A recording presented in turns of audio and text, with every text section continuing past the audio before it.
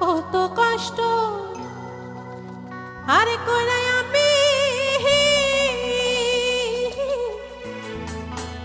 তোমায় রোজগার করে আনি,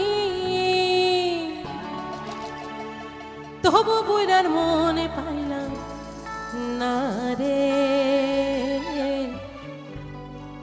বুড়ি হইলাম তোর কারণে, পহরানের বান্ধব রে। বুড়ি হইলাম